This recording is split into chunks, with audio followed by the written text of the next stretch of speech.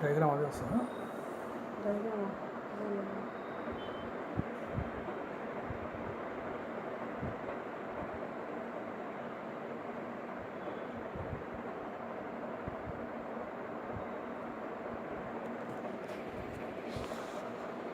I be Vishnumohan Reddy, lecturer in botany, Government Degree College, Shantinagar. ఈరోజు మనం mineral nutrition in plants, మొక్కలు ఖనిజ పోషణ అనేటువంటి టాపిక్ గురించి ఈరోజు డిస్కస్ చేద్దాం. మొక్కలు ఖనిజ పోషణ. స్వయం పోషిత మొక్కల లోపల జనరల్గా క్లోరోఫిల్ ఉండి సొంతంగా ఆహార పదార్థాలను తయారు చేసుకుంటాయి. అటువంటి స్వయం పోషిత ఆకుపచ్చని మొక్కలు అవి పెరిగేటటువంటి పరిసరాల నుండి వివిధ రకాల అకర్బన పదార్థాలను, ఇనార్గానిక్ మెటీరియల్ను, అకర్బన పదార్థాలను గ్రహిస్తాయి. అవి పెరుగుతున్న పరిసరాలంటే నేల, ఆ నేల నుంచి అకర్బన పదార్థాలను గ్రహించడం అనేది చేస్తాయి. ఈ మొక్కలకు కావలసినటువంటి అకర్బన పదార్థాలు చాలా వరకు మృత్తికలో ఉండేటటువంటి, నేలలో ఉండేటటువంటి ఖనిజాల నుండి లభిస్తాయి. అకర్బన పదార్థాలు దేని నుంచి లభిస్తాయి? నేలలో ఉండేటటువంటి ఖనిజాల నుంచి లభిస్తాయి. అందువలనే మొక్కల యొక్క అకర్బన పోషణ ఏదైతే ఉందో, ఈ మొక్కల యొక్క అకర్బన పోషణనే ఖనిజ పోషణ, మొక్కల యొక్క ఖనిజ పోషణ అని పిలవడం అనేటువంటిది జరుగుతుంది. అయితే మృత్తిక లోపల ఎన్నో రకాల ఖనిజాలు సాధారణంగా ఉంటాయి. ఉండే ఖనిజాలన్నీ కూడా మొక్కకు అవసరమా? ఏవి మొక్కకు అవసరమైనటువంటి ఖనిజాలు, ఆ మూలకాలు ఏవి అనేటువంటిది ఎర్నాన్ అనే శాస్త్రవేత్త తాను చేసినటువంటి ప్రయోగాల ద్వారా, అంటే ఒక్కొక్క మొక్కకు ఒక్కొక్క మూలకాన్ని తగ్గించి దాన్ని పెంచి, అది లేకపోవడం వల్ల ఉండేటువంటి ఆ డెఫిసిటీ ఏదైతే, ఆ లోప లక్షణాలు, వాటి గురించి ఆ వ్యత్యాసం ఏది ఉందో అవన్నీ అధ్యయనం చేసిన తర్వాత ఈ ఎర్నాన్ అనేటువంటి శాస్త్రవేత్త మొక్కలకు నేలలో ఎన్ని మూలకాలున్నా కేవలం 16 మూలకాలు మాత్రమే అవసరము, మిగతావి ఉన్నా సరే లేకపోయినా సరే ఈ 16 మూలకాలు మాత్రం మొక్కకు తప్పనిసరిగా అవసరమని గుర్తించడం జరిగింది. వాటినే ఎర్నాన్ అత్యవసర మూలకాలు అంటారు. వాటినే ఏమంటాం? ఎర్నాన్ అత్యవసర మూలకాలు. ఆ విధంగా 16 మూలకాలను ఎర్నాన్ అత్యవసర మూలకాలుగా గుర్తించడం జరిగింది. అవి ఏవి అంటే కార్బన్,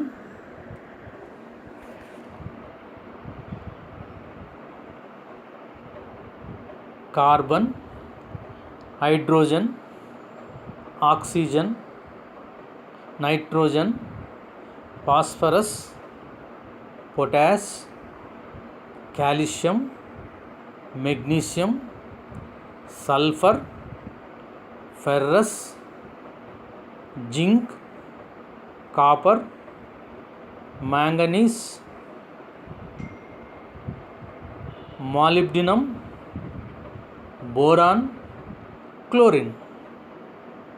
ఈ మూలకాలు, ఈ 16 మూలకాలు ఏవైతే ఉన్నాయో ఇవి మొక్కలకు అవసరము. వాటి యొక్క ఎదుగుదలకు లేదా జీవరసాయన చర్యలు సక్రమంగా జరగడానికి, అవి పుష్పించి ఫలించడానికి అన్నిటికి కూడా ఈ మూలకాలు ఏవైతే ఉన్నాయో వీటి యొక్క పాత్ర ప్రత్యక్షంగా కానీ పరోక్షంగా కానీ ఉంటుందని గుర్తించి ఈ 16 మూలకాలను అత్యవసర మూలకాలుగా గుర్తించడం జరిగింది. అర్నాన్ గుర్తించడం వల్ల వీటిని అర్నాన్ అత్యవసర మూలకాలు అంటారు.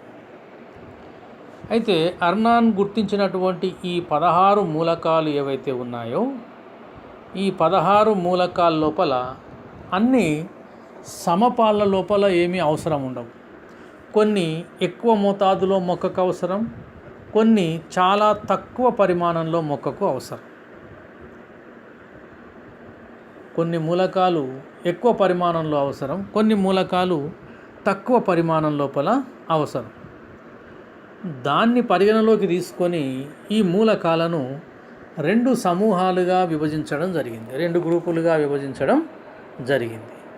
అవి ఏమిటంటే, ఒకటి మ్యాక్రోన్యూట్రియంట్స్ లేదా స్థూల పోషక మూలకాలు. స్థూల పోషక మూలకాలు అంటే ఎక్కువ పరిమాణంలో ఏవైతే అవసరమో వాటిని స్థూల పోషకాలు, మ్యాక్రోన్యూట్రియంట్స్ ఇక పేర్కొనడం అనేటువంటిది జరుగుతుంది.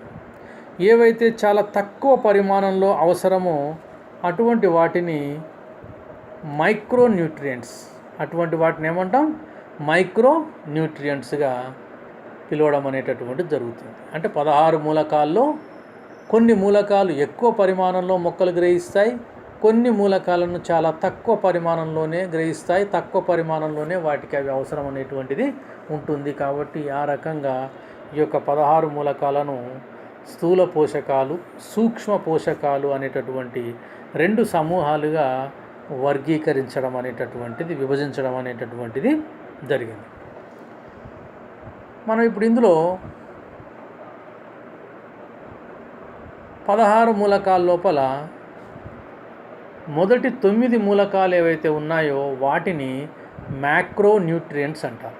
మ్యాక్రోన్యూట్రియంట్స్ అంటే ఎక్కువ పరిమాణంలో మొక్కకు అవసరమయ్యేటటువంటి, మొక్క గ్రహించేటటువంటి మూలకాలు ఏవైతే ఉన్నాయో వాటిని ఏమంటున్నాం, మ్యాక్రోన్యూట్రియంట్స్, స్థూల పోషకాలు అంటున్నాం. స్థూల పోషకాలు ఏంటివా? స్థూల పోషకాలు అంటే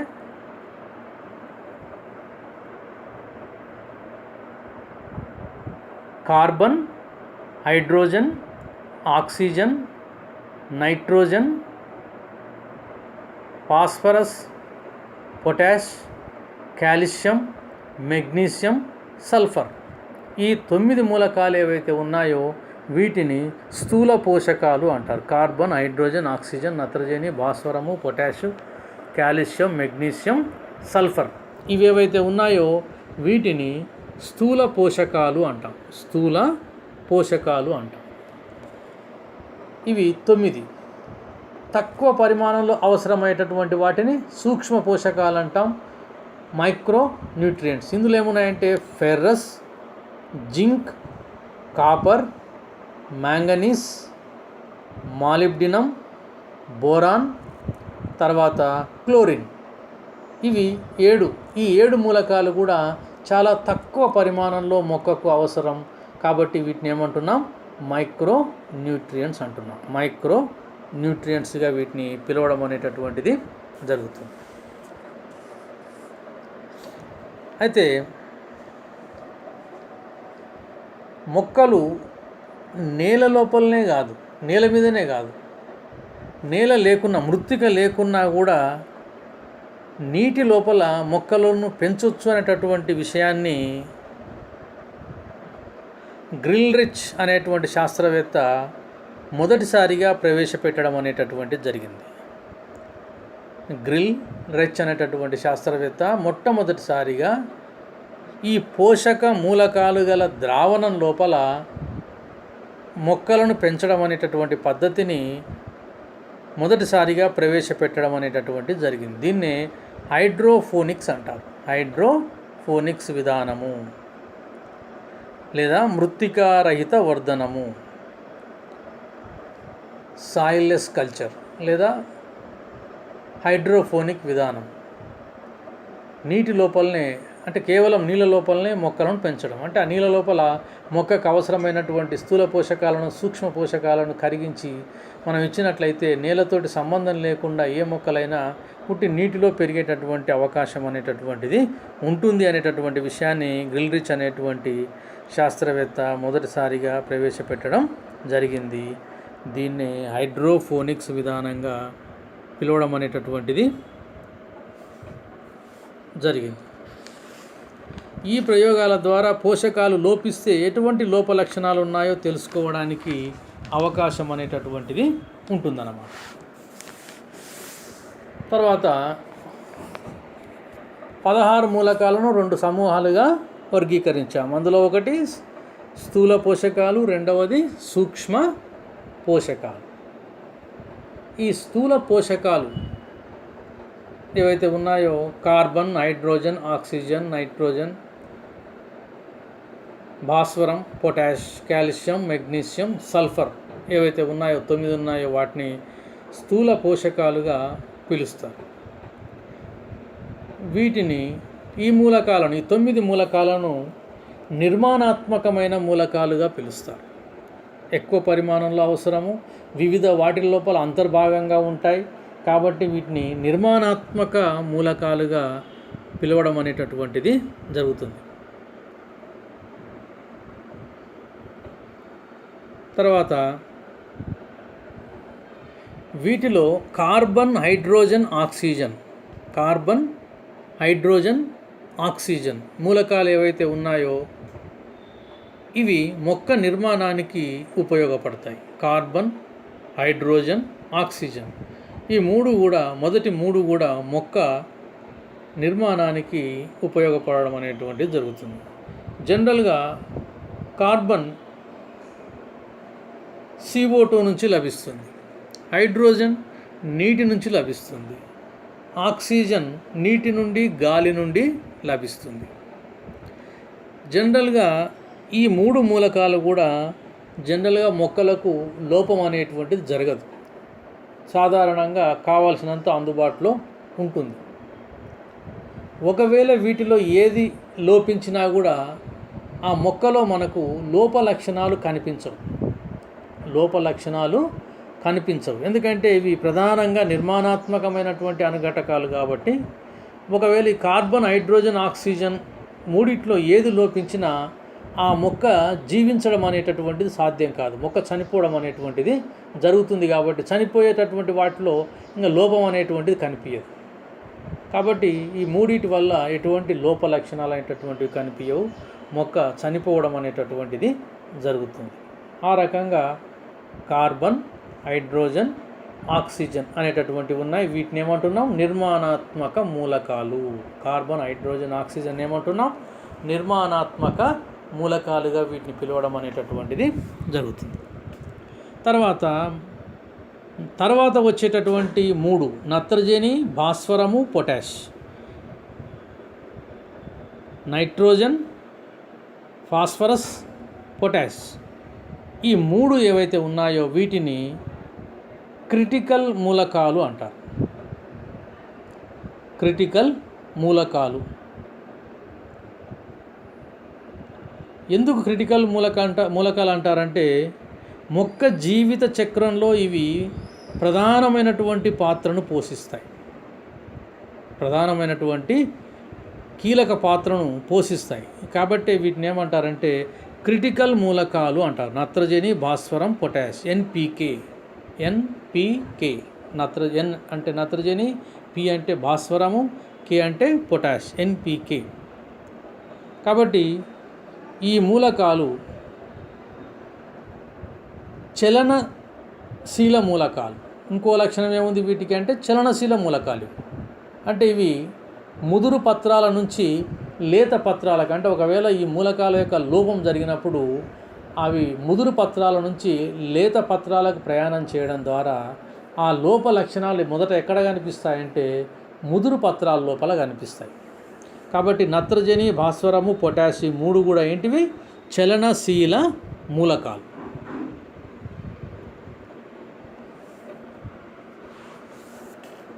వీటి లోపల ఒక్కొక్క దాన్ని మనం పరిశీలించినట్లయితే అందులో మొదటిది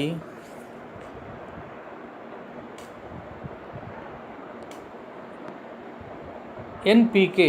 ఈ ఎన్పికే నత్రజని, భాస్వరం, పొటాష్. ఇందులో మొదటిది నత్రజని. నత్రజని అనేటటువంటిది ఒక క్రిటికల్ మూలకము. ఇది అత్యంత ముఖ్యమైనటువంటి కార్బన్ తర్వాత అత్యంత ముఖ్యమైనటువంటి స్థూల మూలకంగా దీన్ని మనం చెప్పొచ్చు. కార్బన్ తర్వాత రెండవ అత్యంత ప్రాధాన్యత కలిగిన మూలకంగా నత్రజనిని మనం చెప్పడానికి అవకాశం ఉంది.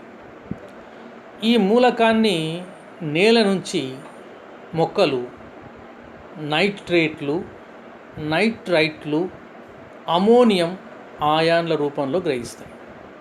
నత్రజనిని నేల నుంచి వేర్లు ఏ రకంగా గ్రహిస్తాయి? నైట్రేట్ల రూపంలో, నైట్రైట్ల రూపంలో లేదా అమోనియం ఆయాన్ల రూపం లోపల గ్రహించడం అనేటటువంటిది జరుగుతుంది. అయితే వాతావరణంలో వాయు రూపంలో నత్రజని 80% దాకా ఉంటుంది. కానీ అభివృద్ధి చెందిన ఆవృత బీజ మొక్కలు, పరిణతి చెందిన మొక్కలుగా చెప్పబడే ఇవి ఆ వాయు రూపంలో ఉన్నటువంటి నత్రజనిని గ్రహించగలిగే సామర్థ్యం వాటికి లేదు. కేవలం నేలలోంచి నైట్రేట్లు, నైట్రైట్లు, అమోనియం ఆయాన్ల రూపంలో మాత్రమే ఈ అభివృద్ధి చెందినటువంటి మొక్కలు నత్రజనిని గ్రహించడం అనేటటువంటిది చేస్తుంది. కానీ కొన్ని చిన్న స్థాయి మొక్కలైనటువంటి బ్యాక్టీరియం, అంటే రైజోబియం బ్యాక్టీరియం లాంటిది, అదేవిధంగా నీలి ఆకుపచ్చ సేవలాలు, బ్లూ గ్రీన్ ఆల్గే, అటువంటివి ఏం చేస్తాయంటే గాలిలో ఉన్నటువంటి నత్రజనిని గ్రహించగలుగుతాయి. అవి నత్రజనిని నేల లోపల ఫిక్సేషన్ అంటే స్థిరీకరణ చేయగలిగే సామర్థ్యం కొన్ని బ్యాక్టీరియాలకు, నీలి ఆకుపచ్చ సేవలాలకు ఉండడం అనేటటువంటిది ఉంది. అయితే నైట్రేట్లు, నైట్రైట్లు, అమోనియం ఆయాన్ల రూపంలో గ్రహించబడినటువంటి ఈ నత్రజని మొక్కల్లో ఏ రకంగా ఉపయోగపడుతుంది అనేది గమనించినట్లయితే నత్రజని మొక్కల పెరుగుదలకు ఉపయోగపడుతుంది. నత్రజని అనేటటువంటిది మొక్క యొక్క ఎదుగుదలకు ఉపయోగపడడం అనేటటువంటిది జరుగుతుంది. అమైనో ఆమ్లాలు, ప్రోటీన్లు, కేంద్రకామ్లాలు అంటే ఆర్ఎన్ఏ, డిఎన్ఏ, కేంద్రకామ్లాలు మరియు క్లోరోఫిల్ పత్రహరితము మరియు ఎంజైమ్ మరియు కొన్ని విటమిన్ల లోపల నత్రజని అంతర్భాగంగా ఉంటుంది. అంటే అమైనో ఆమ్లాలు ఏర్పడాలన్నా, కొన్ని ప్రోటీన్లు ఏర్పడాలన్నా, ఆర్ఎన్ఏ, డిఎన్ఏ సంశ్లేషించబడాలన్నా, క్లోరోఫిల్ ఏర్పడాలన్నా, కొన్ని ఎంజైములు ఏర్పడాలన్నా, అదేవిధంగా కొన్ని విటమిన్లు ఏర్పడాలన్నా నత్రజని అవసరం అనేటటువంటిది ఉంది. ఎందుకంటే వాటి యొక్క నిర్మాణం లోపల నత్రజని అనేటటువంటిది అంతర్భాగంగా ఉంటుంది. కాబట్టి అమైనో ఆమ్లాలు, ప్రోటీన్లు, కేంద్రకామ్లాలు, పత్రహరితము, ఎంజైములు, విటమిన్ల లోపల నత్రజని అంతర్భాగంగా, ఎందుకంటే ఎంజైములన్నీ కూడా ప్రోటీన్లే, అంతర్భాగంగా ఉంటుంది. కాబట్టి ఇది చాలా ముఖ్యమైనటువంటి మూలకంగా మనం చెప్పవచ్చు. అందువలనే నత్రజని కిరణజన్య సంయోగ క్రియలోను మరియు మొక్క జరిపే ఇతర జీవన క్రియలలోనూ ప్రముఖ పాత్ర వహించడం అనేటటువంటిది జరుగుతుంది. ఎందుకంటే ఎంజైములు చర్యలను ప్రేరేపిస్తుంటాయి, నిరోధిస్తుంటాయి. మరి అటువంటి ఎంజైముల లోపల, అదేవిధంగా క్లోరోఫిల్ లోపల, అటువంటి వాటి లోపల ఇవన్నీ ఉంటాయి. కాబట్టి కిరణజన్య సంయోగ క్రియ అనేటువంటి జీవరసాయన చర్య కానీ లేదా ఇతర జీవన క్రియలు కానీ వాటి లోపల ఈ నత్రజని ప్రాముఖ్యత అనేటటువంటిది చాలా ఉండడం అనేటటువంటిది జరుగుతుంది. ఒకవేళ నత్రజని లోపిస్తే ఏం జరుగుతుంది? మొక్కల లోపల నత్రజని లోపిస్తే ఏ రకమైనటువంటి లోప లక్షణాలు అనేటటువంటివి ఉంటాయి. నత్రజని లోపం వలన మొక్కల ఎదుగుదల ఆగిపోతుంది. నత్రజని లోపించినట్లయితే మొక్కల లోపల ఏం జరుగుతుంది? ఎదుగుదల అనేటటువంటిది ఆగిపోతుంది. నత్రజని లోపం వలన ముదురు పత్రాలు పసుపు పచ్చగా మారుతాయి. ఎందుకంటే ఇది చలనశీలత కలిగిన మూలకం. కాబట్టి ఒకవేళ లోపం నేలలో ఏర్పడినప్పుడు ఆ ముదురు పత్రాల్లో ఉన్న నత్రజని ఎక్కడికి రవాణా అవుతుంది? లేత పత్రాల్లోనికి రవాణా అవుతుంది. కాబట్టి ఆ లోప లక్షణాలు మొదట ఎక్కడ కనిపిస్తాయి? ముదురు పత్రాల లోపల కనిపిస్తాయి. ఈ ముదురు పత్రాలు ఆకుపచ్చని వర్ణం నుంచి పసుపు పచ్చగా మారడం అనేటటువంటిది జరుగుతుంది. ఆ విధంగా మనకు పత్రాల లోపల ఈ లక్షణం అనేటటువంటిది కనిపిస్తుంది. మొక్కజొన్న వంటి ఏకదళ బీజాల్లో నిర్హరిత లక్షణము పత్ర అగ్రము నుండి క్రమంగా పత్రపీఠం వరకు కనిపిస్తుంది. అదే టమాటా లాంటి వాటి లోపల నత్రజని లోపించినట్లయితే కాండము, పత్ర వృంతము, ఈనెలు ఈ మూడింటి లోపల కూడా యాంథోసయనిన్ అనేటటువంటి పిగ్మెంట్, యాంథోసయనిన్ అనేటువంటి వర్ణద్రవ్యం, ఎరుపు వర్ణద్రవ్యం ఏర్పడడం వల్ల ఈ కాండము, పత్ర వృంతము, ఈనెలు ఎరుపు రంగులోకి మారుతాయి. ఎరుపు రంగులోకి మారడం అనేటువంటిది జరుగుతుంది. నత్రజని అధికంగా లభించినప్పుడు పత్రాలు సమృద్ధిగా పెరుగుతాయి. ఒకవేళ నత్రజని మొక్క అవసరానికి మించి మనం ఒకవేళ అందించినట్లయితే అది కూడా కొంత అనర్థదాయకంగా ఉంటుంది. అప్పుడు అధికంగా నత్రజని లభించినప్పుడు మొక్కల్లో ఏం లక్షణం కనిపిస్తుంది అంటే పత్రాలు సమృద్ధిగా పెరిగి ముదురు ఆకుపచ్చ రంగులోకి మారుతాయి. డార్క్ గ్రీనిష్గా మారడం అనేటువంటి జరుగుతుంది. కణకవచాలు పలచగా ఏర్పడతాయి. కణకవచాలు పలచబడతాయి. అదేవిధంగా పత్రాలు రసభరితంగా ఉంటాయి. అంటే పత్రం అంతా నిండుగా జ్యూసీగా ఉంటుంది, రసభరితంగా ఉంటుంది. ఈ కణకవచం పలచబడడం ఒకటి, పత్రం రసభరితంగా ఉండడం ఒకటి, డార్క్ గ్రీనిష్గా కనిపించడం వల్ల ఏమవుతాయి? ఇది కీటకాలకు అట్రాక్ట్ అవుతుంది. ఆ విధంగా ఈ కీటకాల ద్వారా రసం పీల్చేటటువంటి ఈ సక్కింగ్ పెస్ట్ ఏవైతే ఉన్నాయో, ఈ కీటకాలు ఏవైతే ఉన్నాయో వాటిని అవి రావడం అనేటటువంటిది జరుగుతుంది. వాటి వల్ల ఏమవుతుంది? అవి కేవలం రసం పీల్చడమే కాకుండా అవి వచ్చేటప్పుడు వాటితో పాటు అనేక వ్యాధులను కలగజేసేటటువంటి శిలీంద్ర సిద్ధ బీజాలు కానీ, లేదా వైరస్లను కానీ, లేదా బ్యాక్టీరియాలను కానీ తీసుకురావడం వల్ల ఆ మొక్కలు సులభంగా వ్యాధికి గురి అయ్యేటటువంటి లక్షణం అనేటటువంటిది ఏర్పడే అవకాశం ఉంటుంది. కాబట్టి నత్రజనిని తగు మోతాదులో ఇవ్వాల్సిన అవసరం ఉంటుంది, అందించాల్సిన అవసరం ఉంటుంది. ఎక్కువ ఇచ్చినా నష్టమే, తక్కువ ఇచ్చినా కూడా నష్టం అనేటటువంటిది జరుగుతుంది. అంతేకాకుండా వేరు వ్యవస్థ వృద్ధి తక్కువగా ఉంటుంది. అదేవిధంగా పుష్పోత్పత్తి, ఫలోత్పత్తి, విత్తనాలు ఏర్పడడం కూడా తగ్గిపోతుంది. అంటే పుష్పాలు ఏర్పడము, అదేవిధంగా అది ఫలదీకరణ చెందడము, అక్కడ విత్తనాలు ఏర్పడడం అనేటటువంటిది కూడా తగ్గడం అనేటటువంటిది జరుగుతుంది. అదేవిధంగా టమాటో లాంటి వాటి లోపల ఈ నత్రజని అధికంగా ఉన్నప్పుడు ఆ ఫలాలు పగుళ్ళు రావడం అనేటటువంటిది జరుగుతుంది. పళ్ళ లోపల, కాయల లోపల పగుళ్ళు అనేటటువంటివి, క్రాక్స్ అనేటటువంటివి ఏర్పడడం అనేటటువంటిది జరుగుతుంది. ఆ విధంగా క్రాక్స్ ఉంటే అవి మనకు మార్కెటింగ్కు అంటే వాణిజ్యపరంగా మనకు నష్టం అనేటటువంటిది ఏర్పడుతుంది. ఈ రకంగా నత్రజని యొక్క ఆవశ్యకత, అదేవిధంగా నత్రజని లోపించినట్లయితే కనిపించేటటువంటి లక్షణాలు అనేటటువంటివి ఉన్నాయి. తర్వాత రెండవది భాస్వరం,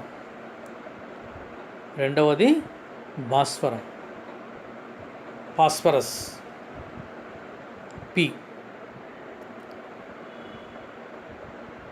మొక్క భాస్వరం అనే మూలకాన్ని ఫాస్ఫేట్ ఆయాన్ల రూపం లోపల గ్రహించడం అనేటటువంటిది జరుగుతుంది. వేళ్ళ ద్వారా ఫాస్ఫేట్ అనేటటువంటి ఆయాన్ల రూపం లోపల గ్రహించడం అనేటటువంటిది చేస్తుంది. ఈ భాస్వరం అనేటటువంటిది NADP, ATP, ADPలో మధ్య అనుఘటకంగా ఉండి కిరణజన్య సంయోగ క్రియలలోనూ, శ్వాసక్రియలలోనూ, ప్రోటీన్ నిర్మాణంలోనూ ప్రముఖ పాత్ర వహించడం అనేటటువంటిది చేస్తుంది. NADP nicotinamide adenine diphosphate, ATP adenosine diphosphate, ADP adenosine diphosphate, ATP adenosine triphosphate. ఇవన్నీ కూడా రసాయన శక్తులు. ఈ రసాయన శక్తుల యొక్క నిర్మాణానికి, వాటి లోపల ఇది అంతర్భాగంగా ఏర్పడడంలో అంతర్భాగంగా ఈ భాస్వరం అనేటటువంటిది ఉంటుంది. కిరణజన్య సంయోగక్రియలోను శ్వాసక్రియలోనూ కూడా ప్రోటీన్ నిర్మాణంలో ప్రముఖ పాత్ర వహించడం అనేటటువంటిది జరుగుతుంది. కణత్వచాలలో ఉండే ఫాస్ఫోలిపిడ్లలో భాస్వరం ముఖ్య అనుఘటకంగా ఉంటుంది. కణత్వచాలలో ఉండేటువంటి ఫాస్ఫోలిపిడ్లలో భాస్వరం అనేటటువంటిది ముఖ్య అనుఘటకంగా ఉండడం అనేటటువంటిది జరుగుతుంది. భాస్వరము విభాజ్య కణాల లోపల అధిక మొత్తంలో ఉండి అధిక విభజన చెంది మొక్క ఎదుగుదలకు తోడ్పడుతుంది. మొక్క ఎదుగుదలకు తోడ్పడడం అనేటటువంటిది జరుగుతుంది. తర్వాత ఒకవేళ ఈ భాస్వరం లోపిస్తే ఏం లక్షణాలు కనిపిస్తాయి? భాస్వరం లోపించినట్లయితే లోప లక్షణాలు ఏ విధంగా ఉంటాయి? నత్రజని తర్వాత నేల లోపల భాస్వరము సాధారణంగా లోపించేటటువంటి మూలకం. ఎందుకంటే ఈ రెండవ మూడైనటువంటి నత్రజని, భాస్వరం, పొటాష్ అనేటువంటిది అత్యవసరమైనటువంటి స్థూల పోషకాలు. కాబట్టి మనం వాడేటటువంటి హైబ్రిడ్ మొక్కలు ఏవైతే ఉన్నాయో అటువంటివి ఏమైనా వాడినప్పుడు ఇవి పోషకాలను ఎక్కువ మొత్తంలో గ్రహిస్తాయి. కాబట్టి సర్వసాధారణంగా అంటే రెగ్యులర్గా ఒక పొలంలో పంటలు 1 లేదా 2 సంవత్సరానికి 3 పంటలు వేస్తుంటారు. కాబట్టి నేల లోపల సర్వసాధారణంగా వీటి యొక్క లోపం అనేటటువంటిది ఏర్పడే అవకాశం ఉంటుందన్నమాట. కాబట్టి నత్రజని తర్వాత భాస్వరం కూడా సాధారణంగా పంట పొలాల లోపల లోపించేటటువంటి అవకాశం అనేటటువంటిది చాలా వరకు ఉంటుంది. భాస్వరం లోపం వల్ల మొక్కలు పొట్టిగా ఉంటాయి. అంటే ఎదుగుదల అనేటటువంటి సరిగా ఉండకపోవడం వల్ల పొట్టిగా ఉంటాయి. భాస్వరము చలనశీల మూలకం కాబట్టి ఆకుల నుండి లేత ఆకులోకి ప్రయాణిస్తుంది. అంటే మామూలుగా మన నత్రజని చెప్పినట్లనే ఈ ముదురాకుల నుంచి ఇది లేత ఆకులకు ప్రయాణం చేయడం అనేటువంటిది జరుగుతుంది. కాబట్టి మొదట లోప లక్షణాలు ఎక్కడ కనిపిస్తాయి? ముదురాకుల లోప లక్షణాలు కనిపిస్తాయి. అదేవిధంగా ఈ యొక్క ముదురాకులు పసుపచ్చగా మారడం అనేటటువంటిది జరుగుతుంది. కొన్ని మొక్కల లోపల ఆకులలో యాంతోసయానిన్ ఏర్పడడం వల్ల ఎరుపు రంగు ఏర్పడేటటువంటి అది ఏర్పడి లాస్ట్కి అది రాలిపోవడం అనేటటువంటిది జరుగుతుంది. భాస్వరం యొక్క లోపం వలన పంట మొక్కలు ఆలస్యంగా కాపుకు రావడం అనేటువంటిది జరుగుతుంది. ఫలితంగా దిగుబడి తగ్గడం అనేటటువంటిది జరుగుతుంది. భాస్వరం అనేటటువంటిది మొక్కలకు అధికంగా లభించినప్పుడు ప్రకాండం కన్నా వేరు పెరుగుదల ఎక్కువగా ఉంటుంది. అంటే భూగతంగా ఉండే వేరు వ్యవస్థ భాస్వరం అధికంగా లభించినప్పుడు బాగా వృద్ధి చెందడం అనేటటువంటిది జరుగుతుంది. ఈ విధంగా మనకి లోప లక్షణాలు అంటే వాస్తవానికి మనకు ప్రకాండం బాగా అభివృద్ధి చెందాలి, అది ఎక్కువ పుష్పోత్పత్తి ఫలోత్పత్తిని కలిగాలి. కానీ భాస్వరం అధికంగా అందించినప్పుడు ప్రకాండ వ్యవస్థ తగ్గిపోయి వేరు వ్యవస్థ ఎక్కువగా ఏర్పడడం అనేటటువంటిది జరుగుతుంది అన్నమాట. నెక్స్ట్ మూడవది పొటాషియం కే. ఇది మొక్కల లోపల వేర్ల ద్వారా నేల నుంచి పొటాషియం ఆయాన్ల రూపంలో గ్రహించబడుతుంది. పొటాషియం ఆయాన్ల రూపం లోపల గ్రహించబడడం అనేటటువంటిది జరుగుతుంది. పొటాషియం కిరణజన్య సంయోగ క్రియ, శ్వాసక్రియకు సంబంధించిన ఎంజైముల లోపల ఆ ఎంజైములను చైతన్యవంతం చేసి ఈ చర్యలు జరగడాన్ని తోడ్పడుతుంది. అంటే కిరణజన్య సంయోగక్రియలో పిండి పదార్థాల సంశ్లేషణకు, అదేవిధంగా శ్వాసక్రియలో పిండి పదార్థాల విచ్ఛిన్నానికి దోహదం చేసేటటువంటి ఎంజైములను చైతన్యం చేయడానికి ఈ పొటాషియం అనేటటువంటి మూలకం అత్యంత ఆవశ్యకమైనటువంటిదిగా చెప్పవచ్చు. పొటాషియం ఆయాన్లు పత్రరంధ్రాల యొక్క మూసుకోవడం తెరుచుకోవడానికి కూడా తోడ్పడడం అనేటటువంటిది జరుగుతుంది. పొటాషియం మొక్కల లోపల ద్రవాభిసరణ శక్మమును నియంత్రించడానికి కూడా తోడ్పడుతుంది. పొటాషియం కొన్ని ఎంజైములను ఉత్తేజపరచడం ద్వారా జీవక్రియలను వేగవంతం చేయడం అనేటటువంటి జరుగుతుంది. అదేవిధంగా పొటాషియం నీటి ఎద్దడిని తట్టుకొనుటకు, అధిక ఉష్ణోగ్రతను తట్టుకొనుటకు మరియు వ్యాధి నిరోధక శక్తి పెంచుకోవటానికి తోడ్పడుతుంది. కాబట్టి పొటాషియం అత్యంత మూలకంగా మనం పంట పొలాల్లో చెప్పొచ్చు. ఎందుకని? నీటి ఎద్దడిని తట్టుకునే శక్తినిస్తుంది, అధిక ఉష్ణోగ్రతను తట్టుకునే శక్తినిస్తుంది, అదేవిధంగా వివిధ కీటకాల నుంచి కొంత వ్యాధి నిరోధక శక్తిని పెరగడానికి కూడా ఈ యొక్క పొటాషియం అనేటటువంటిది తోడ్పడుతుంది. ఆ రకంగా ఈ యొక్క పొటాషియం యొక్క విధి అనేటటువంటిది ఉంది. ఒకవేళ పొటాషియం లోపించినట్లయితే నత్రజని, భాస్వరం తర్వాత ఎక్కువగా లోపించేటటువంటి మూలకం ఏంటిదంటే పొటాషియం.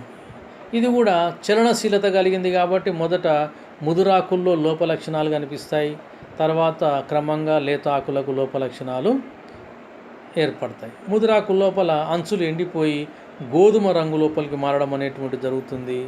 తర్వాత ఎండిపోయిన మచ్చలు ఏర్పడడం అనేటటువంటిది జరుగుతుంది. పొటాషియం లోపం వలన గడ్డి జాతి మొక్కల యొక్క కాండాలు బలహీనంగా పడి కిందికి వాలిపోవడం అనేటటువంటిది జరుగుతుంది. పొటాషియం లోపం వలన అమైనో ఆమ్లాలు, చక్కెరలు ఎక్కువ గాఢతలో ఒక దగ్గర చేరడం వల్ల గుమిగూడడం అనేటటువంటి జరుగుతుంది. అదేవిధంగా మొక్కల యొక్క వేళ్ళు కుళ్ళి పాడు కావడం అంటే చెడిపోవడం అనేటటువంటిది కూడా జరగడానికి పొటాషియం లోపం అనేటువంటిది దోహదం చేస్తుంది. అదేవిధంగా నత్రజని, భాస్వరం, పొటాషియంలు సాధారణంగా అన్ని రకాల భూముల లోపల కూడా లోపిస్తాయి. ఎందుకంటే రెగ్యులర్గా వేసేటువంటి పంటల లోపల అత్యధికంగా శోషించబడేవి ఇవే కాబట్టి పంట పొలాల్లో సర్వసాధారణంగా వీటి లోపం అనేటటువంటిది ఉంటుంది. అందుకే వీటిని ఏమన్నారు? క్రిటికల్ మూలకాలు అన్నారు. అందుకే వీటిని మనం రసాయన ఎరువుల రూపం లోపల మనం షాపుల్లో, ఫర్టిలైజర్ షాపుల లోపల యూరియా అని, సింగిల్ సూపర్ ఫాస్ఫేట్ అని, అంటే నత్రజనిని యూరియా రూపం లోపల, అదేవిధంగా భాస్వరాన్ని సింగిల్ సూపర్ ఫాస్ఫేట్ రూపం లోపల, పొటాషియంను మ్యూరేట్ ఆఫ్ పొటాష్ రూపం లోపల ఈ యొక్క కృత్రిమంగా రసాయన ఎరువుల రూపంలో తీసుకొచ్చి మనం పంట పొలాలకు అందివ్వడం అనేటువంటిది జరుగుతుంది. ఇవే కాకుండా ఈ మూడు కలిసినటువంటి కాంప్లెక్స్ ఎరువులు అంటే 3-20, 3-19, 3-17, అదేవిధంగా 14-35, 14, 0-28, ఆ విధంగా వివిధ రేషియో లోపల ఈ మూడింటిని కలిపి మనకు ఈ యొక్క కృత్రిమ రసాయన ఎరువులుగా అందుబాటులోకి తేవడం అనేటటువంటిది జరిగింది. వీటిని వినియోగించడం ద్వారా ఈ మూడింటి యొక్క లోప లక్షణాన్ని మనం నివారించడానికి అవకాశం ఉంటుంది. ఈ విధంగా మనకు నత్రజని, భాస్వరం, పొటాషియం అనేటటువంటిది ఉంది. తర్వాతి 3 మూలకాలు ఏంటివి? Calcium, magnesium, sulphur. Calcium, magnesium, sulphur. అందులో మొదటిది కాల్షియం. ఇది నేల నుంచి మొక్కలు కాల్షియం ఆయాన్ల రూపం లోపల గ్రహించడం అనేటటువంటి జరుగుతుంది. నేల లోపల కాల్షియం సమృద్ధిగా లభిస్తుంది. సాధారణంగా 99.9% వరకు కూడా కాల్షియం లోపం అనేటటువంటిది నేల లోపల ఉండదు సాధారణంగా. ఎందుకంటే నేల లోపల చాలా అందుబాటులో ఉంటుంది కాబట్టి ఇది లోపించేటటువంటి అవకాశాలు చాలా అరుదుగా ఉండడం అనేటువంటిది జరుగుతుంది. ఈ కాల్షియం అనేటువంటిది కణకవచంలోని మధ్య పటలిక నిర్మాణంలో ప్రముఖ పాత్ర వహిస్తుంది. అంటే 2 కణాలకు ఉండేటువంటి ప్రాథమిక కణకవచాల మధ్య ఉన్నటువంటి మధ్య పటలిక ఏదైతే ఉందో దాని నిర్మాణానికి ఈ కాల్షియం అనేటటువంటిది ప్రముఖ పాత్ర వహిస్తుంది.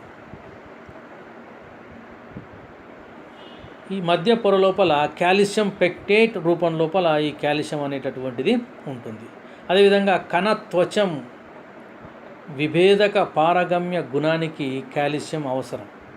అంటే ప్లాస్మా మెంబ్రేన్ యొక్క ఈ పారగమ్య లక్షణానికి కాల్షియం అనేటటువంటిది అవసరం.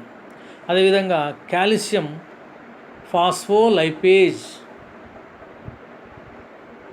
ఏటీపీఏజ్, ఎడినైల్ కైనేజ్ మొదలైన ఈ 3 ఎంజైమ్లను చైతన్యవంతం చేస్తుంది. ఫాస్ఫోలైపేజ్, ఏటీపీఏజ్, ఎడినైల్ కైనేజ్ అనేటటువంటి ఎంజైమ్లను చైతన్యవంతం చేయడానికి కాల్షియం అనేది తోడ్పడుతుంది. తర్వాత చిక్కుడు జాతి మొక్కల్లో వేరు కంతులు ఏర్పడడానికి కాల్షియం అవసరం అన్నమాట. వేరుశనగ మొక్కల్లో అండకోశ వృంతం భూమిలోనికి పెరగడానికి కూడా ఈ కాల్షియం అనేటటువంటిది అవసరం. ఎందుకంటే వేరుశనగ లోపల ఫలాలు భూమి లోపలికి పోతాయి. అంటే పాలినేషన్ జరిగిన తర్వాత అండకోశ వృంతం అనేది లోనికి పెరగడం ద్వారా ఫలం లోపల అనేటటువంటిది ఏర్పడుతుంది, పుష్ప వృంతం అనేది. దానికి కారణం ఏంటిది? కాల్షియం అనేటువంటిది దానికి అవసరం అనేటువంటిది ఉంటుందన్నమాట. ఈ విధంగా కాల్షియం యొక్క విధులు అనేటటువంటివి ఉన్నాయి. ఒకవేళ కాల్షియం లోపిస్తే కాండాగ్రాలలోను, వేరు ఆగ్రాలలోను, లేత ఆకులలోను లోపం కనిపించడం అనేటటువంటిది జరుగుతుంది. ఈ భాగాల లోపల పెరుగుదల క్షీణించి క్రమంగా నశించడం అనేటటువంటిది జరుగుతుంది. అదేవిధంగా విభాజ్య కణావళి, ఎందుకంటే కాండాగ్రాల్లో వేరాగ్రాల్లో ఏముంటుంది? విభాజ్య కణావళి ఉంటుంది. ఆ విభాజ్య కణావళి దెబ్బతినడం అనేటటువంటిది జరుగుతుంది. దీని లోపం వల్ల లేత పత్రాలు పసుపు పచ్చగా మారుతాయి. ఎందుకంటే ఇది చలనశీలత కలిగిన మూలకం కాదు. కాబట్టి లోప లక్షణాలు ఎక్కడ కనిపిస్తాయి? కొత్తగా ఏర్పడుతున్నటువంటి పత్రాల లోపల ఈ లోప లక్షణాలు అనేటటువంటివి కనిపిస్తాయి. కాబట్టి లేత పత్రాలు పసుపు పచ్చగా మారడం అనేటువంటిది జరుగుతుంది. అదేవిధంగా వేరు కొనలు జిగురుగాను నల్లగా మారిపోవడం అనేటువంటిది జరుగుతుంది.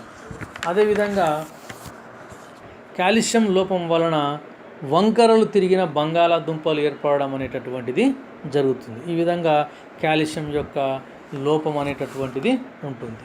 తర్వాత నెక్స్ట్ మెగ్నీషియంను మొక్కలు నేల నుంచి మెగ్నీషియం ఆయాన్ల రూపం లోపల గ్రహించడం అనేటువంటిది జరుగుతుంది. ఇటువంటి మెగ్నీషియం పత్రహరితం యొక్క నిర్మాణానికి తోడ్పడుతుంది. కాబట్టి ఇది కిరణజన్య సంయోగ క్రియకు అతి ముఖ్యమైన మూలకంగా చెప్పొచ్చు.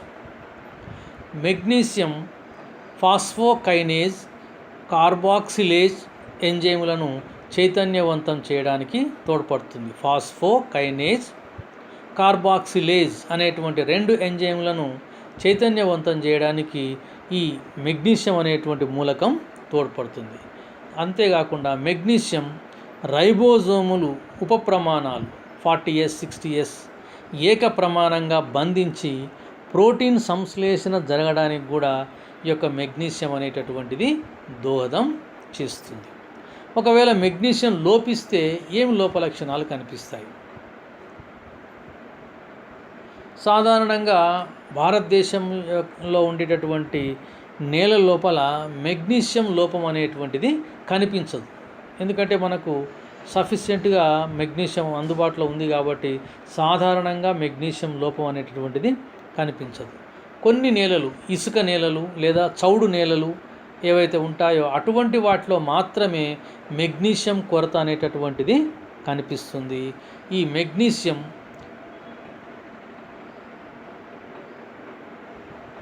చలనశీలత కలిగినటువంటి మూలకం. మెగ్నీషియం అనేటువంటిది నత్రజని, భాస్వరం, పొటాష్ లాగానే ఇది కూడా చలించేటటువంటి గుణం కలిగినటువంటి మూలకం. కాబట్టి ఇది లోపిస్తే లోప లక్షణాలు ముదురు పత్రాలలోనూ తర్వాత లేత పత్రాలలోనూ కనిపిస్తుంది. తర్వాత ఈ యొక్క మెగ్నీషియం లోపించడం వలన పత్రహరితం లోపిస్తుంది. ముదురు పత్రాల లోపల ఈనెల మధ్య లోపల గోధుమ వర్ణపు మచ్చలైనటువంటివి ఏర్పడడం అనేటటువంటిది జరుగుతుంది. ఈ రకంగా మనకు మెగ్నీషియం యొక్క లోప లక్షణాలు అనేటటువంటివి ఉన్నాయి. స్థూల పోషకాల్లో చివరిదైనటువంటి సల్ఫర్ లేదా గంధకం. ఈ సల్ఫర్ అనేటటువంటిది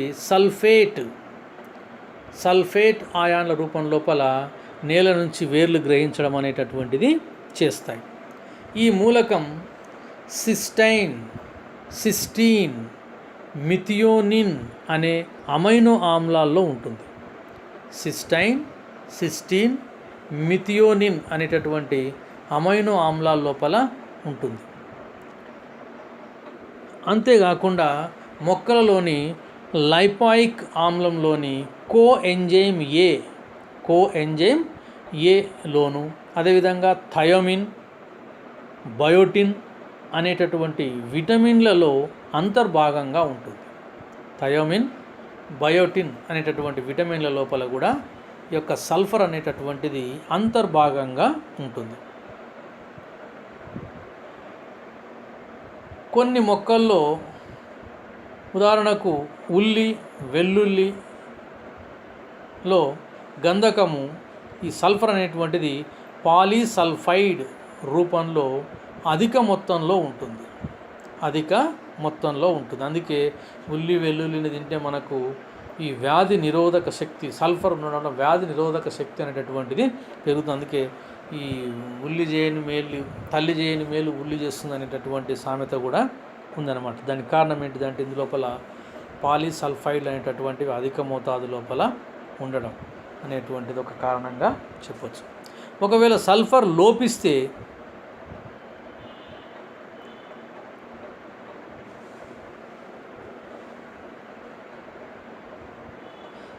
ఇది చలనశీలత తక్కువగా ఉండేటటువంటి మూలకం కాబట్టి లోప లక్షణాలు ఎక్కడ కనిపిస్తాయి? ముదురాకుల లోపల కనపడతాయి. దీని లోపం వలన నిర్హరితమైనటువంటిది లక్షణం కనిపిస్తుంది. ఈ యొక్క తేయాకు లోపల పత్రాలు, అంటే పొగాకు లోపల పత్రాలు రాలిపోవడం అనేటటువంటిది జరుగుతుంది.